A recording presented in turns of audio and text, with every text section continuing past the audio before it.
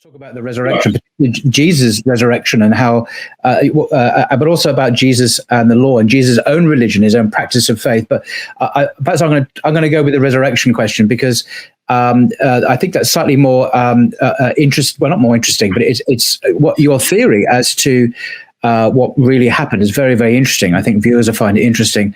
You rightly say that Paul's letters are the earliest first-person eyewitness accounts we have, the very first in the entire New Testament, of the resurrected Jesus, because Paul himself claims to have seen the resurrected Jesus.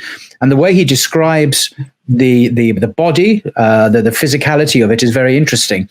But one of the points you make about this is that Paul, as he himself says, is the last in a series of recipients of a vision or an appearance, shall we say, of the risen Jesus that was given to James and the 500 and Peter and so on.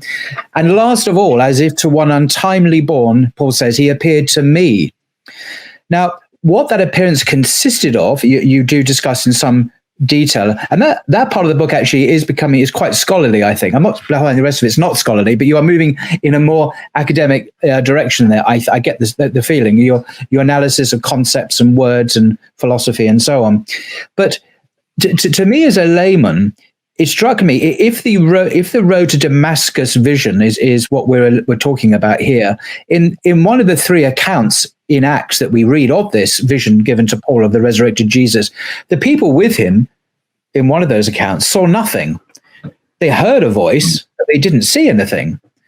And could it be, and I think you suggested it is, that Paul essentially had a vision, a religious vision? Lots of people have visions. There are Catholics who see the Virgin Mary. There are people who see other religious figures throughout history in all sorts of religions. But this is the first eyewitness account, first-person testimony we have of the resurrected Jesus, is essentially a vision, I would think. But what does this tell us about the later Gospels, in particularly, say, in Luke or John, where we have a very physical, bodily, three-dimensional Jesus, resurrected Jesus, who eats food, who someone could put his finger in his side and see, look, touch me here in John. I think you seem to suggest you have a development or an embellishment of the story from an earlier vision-like encounter with the risen Jesus to a more physicalized, but perhaps more like a resuscitated corpse encounter, compared to the very spiritual, heavenly encounter that Paul describes in the chronologically much earlier first-person account.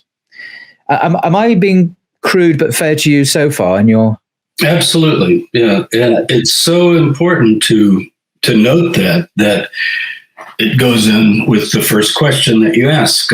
Where do you start? Do you start by reading... probably Luke is the most developed. As you said, it mentions eating some fish, and John, of course, Thomas touching him and so forth, and also eating. You start with those accounts. If you do, and that's certainly what people think of Easter morning, is this empty tomb and a resuscitated corpse. That to Paul would not be resurrection in the sense that he means resurrection. Resurrection for Paul is transformation from a person, from a dust being, an atom of dust, which we all are right now. We are breathing nephesh in Hebrew, breathers, living breathers, literally. Same as the animals. And we die, we go back to the dust. So the transformation is from that level of being to this transformed, glorious being. Is it immortal and powerful? And really the glory is the main word that he uses. So it's far from resuscitating a corpse. Now, whether Paul thought that it would be it could be compatible with the empty tomb in this sense, that you almost need CGI filmmakers to picture this. But since he pictures resurrection as all that are in the tombs come forth, and the dead will be raised incorruptible, and we who are alive shall be changed, That's the word metamorphosis, metamorpho. So the dead come forth from the state of being dead. Their bodies are gone.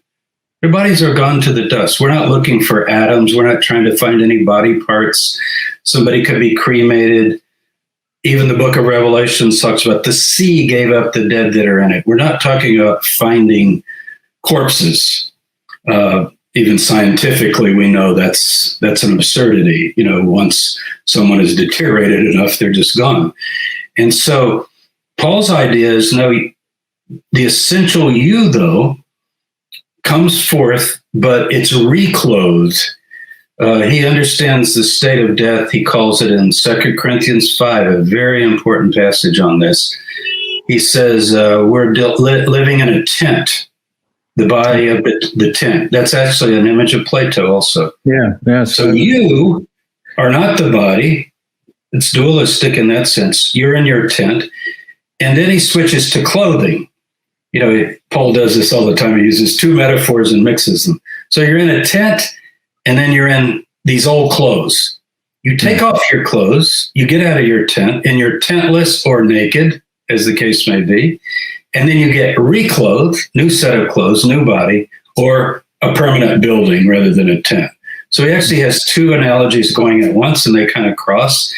But the interesting thing is he said, if we lose the old clothing, the body, our hope is not to be found naked, but to be reclothed, or even further clothed, it can be translated. That's the new existence. And so it could be, if we picture an empty Herodian tomb, and I've been in many of them, and I describe in the Jesus Dynasty these tombs, and laying on the niche, which is called the arcosolium, where the body's laid and decayed. It's wrapped in a shroud and so forth. And I think I start my book by talking about actually finding the only shrouded remains of a first century person ever discovered, with Shimon Gibson, just hiking in the Valley of Hinnom with our students one day. And by chance, we come across a freshly robbed grave that ended up dating back to the first century. And some of the shroud was even left. So this is very vivid to me. So I'm picturing the body in the niche. And this is how I'm imagining Paul would see it. That suddenly there'd be some sort of energy field in the tomb, and whatever is left of that physical body would just sort of melt or transmogrify. Is that a word? It would just sort of, and all that would be left would be some residue of clothing or something. And you would go like, what happened? Where is he? But not a corpse getting up and walking out, and it's the same physical state that it was in before. I think that's how Paul would view it. So Paul, everybody says Bart would say this, Crossan would say this. I know you've interviewed Dom as well. They would say, well, the empty tomb is later. I'm not completely sure of that. How you explain it, I guess you could just believe what Paul says, that Jesus was raised from the dead. But resurrection is more apotheosis, which is a big word, but it essentially means being divinized, being taken up into the heavenly world. And the way you can really see this in Paul, how everyone says 1 Corinthians 15 is the resurrection chapter. No, it's not. It's not the resurrection chapter. The resurrection is a subsidiary question. If we're going to have this great transformation, what about the dead? Did they get to, because they're going to miss it. 1 Thessalonians, same thing. What about the dead?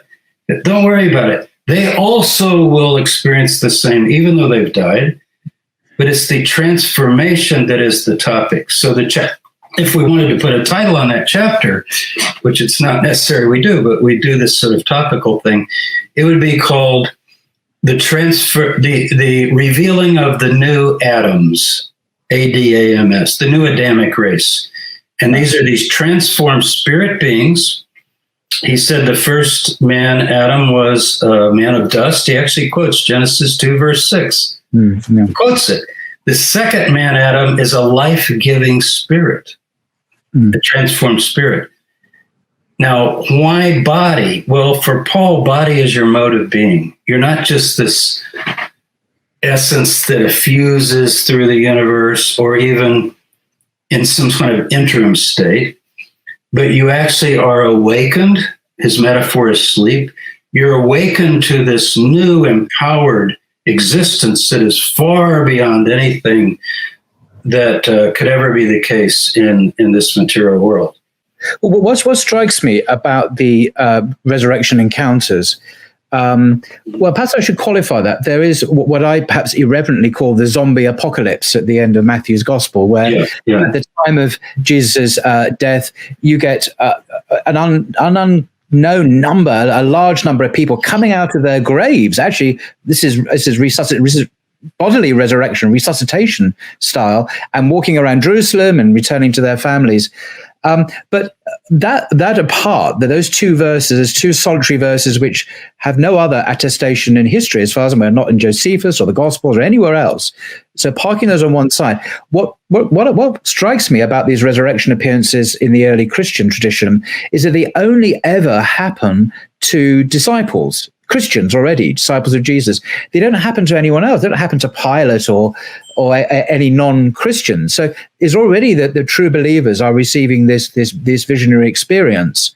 Mm-hmm. And that strikes me as interesting and slightly suspicious, because if it was a corporeal resuscitation kind of event that Luke that Luke portrays, then why couldn't it have occurred to other people as well? And why hasn't their testimony been preserved? Passers-by or people who, people in the Sanhedrin or some of the Pharisees. Wow, some of the Pharisees or the Sadducees, they also saw him. But no, none of this testimony exists, it seems. And even according to Matthew, in Matthew 28, as you mentioned, some of the inner circle who did see him, some of them doubted. It's an amazing statement. It's an amazing statement. It's an amazing statement. So not only is it just the inner group, but even some of the inner group didn't believe it after they had seen Jesus, that it was Jesus. So it seems very kind of, not nebulous, but very kind of tentative. And I would expect it to be more public and more widespread and more convincing if it was, as, say, Luke portrays it, as this corporeal, physicalist resurrection narrative. Well, as opposed in one of the chapters in Paul and Jesus, I lay out, as you mentioned, in some detail, the way I would see that developing. In other words, let me put it together for you the way I think it might have happened chronologically.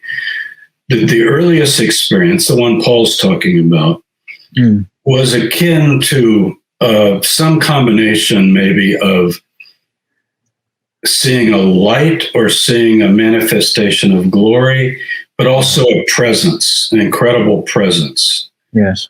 And it was indescribable, but it was indisputable to these people. It was essentially saying, though he is dead, he's actually alive. And it's echoed a little bit in the book of Acts, like Acts 9 and so forth, in these three accounts of Paul, where he's blinded. The problem with that for people is they say, oh, so you're saying it was just in their head. But see, that's not how to view it. Like, if you tell me a spiritual experience you had, or even something that seemed fairly corporeal, like people talk about seeing a person that's died and then they seem to just appear and then disappear. Yeah. I don't know if that's in your head or not. Most skeptics would say it is, but do we know all the mysteries of the universe? And that's why Paul says, whether it was in the body or out of the body, let's talk about my other book here, Paul's Ascent to Paradise. In the body, out of the body, I don't know, but I know what I experienced. And it does seem to involve a voice, at least in the accounts that we have. Even in Paul's account in 2 Corinthians, the Ascent to Paradise, he's told by Jesus when he comes back from that experience, he's actually gets a verbal communication because he has this messenger of Satan that is buffeting him, and he asks Jesus to remove it. So he has this conversational relationship with Jesus. But this is with the heavenly Christ, actually talking to him and hearing back. And so I think that was the early experience. I would expect that Peter, I'm going by the Gospel of Peter here, They stayed for the days of unleavened bread. It's 8 days. They didn't see anything. It's Peter, the Gospel of Peter, it's very fantastic in a way and more unbelievable in terms of wonders than even our canonical Gospels. But there's a section of it where it says, we wept and cried for 7 days. Why would you be weeping and crying if you're meeting with Jesus regularly and having meals with him? You wouldn't. And then Peter says, I'm going to go fishing. And that's where it breaks off. So I think they went back to the Galilee in despair, great despair. And then Peter and James and the others, the way Paul recounts it, they begin to have these experiences that are overwhelming of the presence of faith that God has, in fact, raised Jesus from the dead. I don't know if the body's gone or if the body's there and they don't care about the body. It would be like taking Paul's analogy. You're out of your old clothing, you've got your new clothing, and you say, well, I want to carry this old clothing with me wherever I go. Why do you want it? So like Crossan has said, I could picture Christians visiting the tomb of Jesus with some kind of corpse inside. I know people can't imagine this, and saying, this is testimony to the resurrection because he's left his tent behind. He doesn't need that tent in heaven. Does he need organs? Does he need lungs and stomach? Is he respirating? Is his heart? This has nothing to do with the glorified new Adam that sits at the right hand of God in power and glory. That's what Paul saw. I think that was their view. Remember when the only thing we have of James, where he's asked, and of course it's later, it's in some of the Hegesippus and hinted at in the Pseudo-Clementines, these later writings. But when James is asked by the high priest, tell the people not to believe in your brother, and he says, you'll see the Son of Man coming in the clouds of heaven. So here's James saying, and he calls him, he doesn't mention him a lot, but he does call him the Lord twice, the Lord Jesus in the letter of James. So that would be my idea. Now, the Gospels later, for apologetic reasons, in my opinion, begin to embellish so that Mark has no appearances. Why? Because Mark's resurrection faith is the transfiguration. The transfiguration was a prolepsis of the resurrection. If you want to know resurrection, it's in Mark 9:1. You'll see the kingdom of God come with power. Some of you standing here will not taste of death till you've seen the kingdom. And then it says, in 7 days later, they go up to a mountain, just like Matthew 28, and they see this, we call it transfiguration. Well, that's a good word, transfiguration. You're transfigured into this. So it was a foretaste. I think Mark is telling you the last words we get from the messenger in Mark, and remember, it's not an angel. It says a young man is in the tomb. You will see him in Galilee as he said. Now, what does that mean? We're going to sit around a campfire with him? And no, you'll see him in Galilee as he said. Going back to Mark 9. In other words, he's the glorified Christ now. So that's Mark. And then you go to Matthew, and he's got 2 appearances. And as you mentioned, one of them is very misty. Up on a mountain, you kind of picture clouds wafting by, and they're going, is that him? So it's maybe remembering, maybe they went back to the very mountain. It's called in Mark a high mountain. I picture them maybe going back to that mountain. It's odd that Matthew would have it on a mountain. Notice Mark and Matthew are Galilee, not Jerusalem. People pointed out that for years, right? They're supposed to go to Galilee. Go to Galilee and you will see him as he said. So they go up to Galilee and they have these experiences. Paul is much later, 7, 8 years, a decade, probably 7 years later. He too has such an experience. Now, I'm not going to psychoanalyze that and say he was guilt-ridden and he was this and that. And, who knows why people have experiences, but he had the experience. He goes to the others, apparently, and they're terrified of him. And he says, no, I've seen it. I've seen him too. And I even heard him. And I think they accept that Paul also has, because look at his behavior, it completely changes. That, well, then you get our last two accounts, and they're much later. I mean, that's not a coincidence. They're much later. And that would be Luke and John. And now we're getting people, not Celsus, but the Celsus type, you know, the 2nd century skeptic. Come on now. What, you know, you had a vision, but people always have visions. What is it? You know, was it really something you could prove? And now they try to do both, because Jesus still ascends, still takes off, so to speak, you know, into the other world. But before that, he's got to concretely show, no, it's really me. And I think this is strictly for apologetic purposes. In fact, I argue, and I think it's in Paul and Jesus, that the best account of the tomb being visited is the first 10 verses only of John 20. And if you read just the first 10 verses, it is absolutely the most natural account. Mary Magdalene goes early. She's alone. She gets to the tomb. It's empty. The stone is already rolled back. Somebody's taken the body. There's a gardener. And she goes, where have they taken him? And then she runs away afraid. And then the other two come and witness that the tomb is empty and so forth. But these other accounts like John 21 and even the latter part of John 20, I think that's more to show that, no, the corpse needs to also be walking around. In some ways, you're combining the two. When my students read this, they always say, well, didn't he walk through the locked doors? And then it seems like he just sort of disappears. So isn't it kind of like an epiphany, maybe, like you have in the Hebrew Bible, where an angel will appear and eat a meal, and then kind of, I think, is it with Gideon, where they make him some cakes, and then he touches the fire with the stick, and it says he just goes up in the flame, you know, just sort of disappears to the other realm. So maybe they were thinking of it more like that it's not so much that the corpse is walking around, but that the risen Jesus manifests himself in a physical way so that they could believe, and then resumes his spiritual, we call it epiphany, right? I think that's the technical.